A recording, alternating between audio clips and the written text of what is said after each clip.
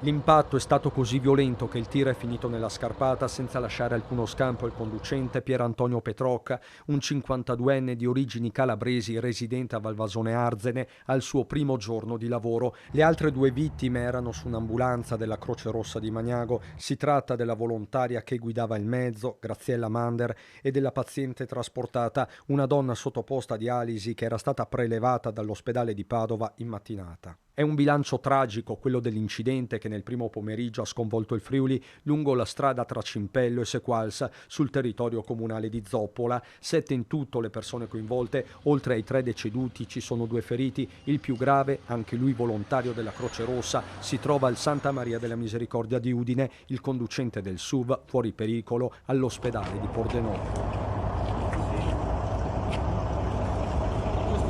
Il dramma si è consumato verso le 14 quando a scontrarsi sono l'ambulanza della Croce Rossa di Magnago, il tir della ditta Trans Ghiaia partito da Oderzo dove c'è una delle sedi e un SUV BMW X5. La deflagrazione è potente con l'autoarticolato che prosegue la sua corsa verso la complanare sottostante e la sfiora di pochissimo. L'allarme scatta immediatamente con l'attivazione del protocollo di emergenza. Su questo tratto di strada regionale 177 intervengono i vigili del fuoco pordenonesi e gli operatori del SUEM. Ci sono l'equipaggio dell'automedica proveniente da Pordenone, il primo e il secondo di soccorso, oltre a diverse ambulanze. Siamo sconvolti, afferma in una nota nel pomeriggio il presidente nazionale della Croce Rossa Rosario Valastro, che esprime tutta la sua vicinanza al comitato di Magnago e a tutti i volontari friulani. A causare la tragedia sarebbe stato un sorpasso azzardato. Lo stesso autista del tir avrebbe tentato di evitare l'impatto con una manovra disperata che lo ha portato a finire nella scarpata.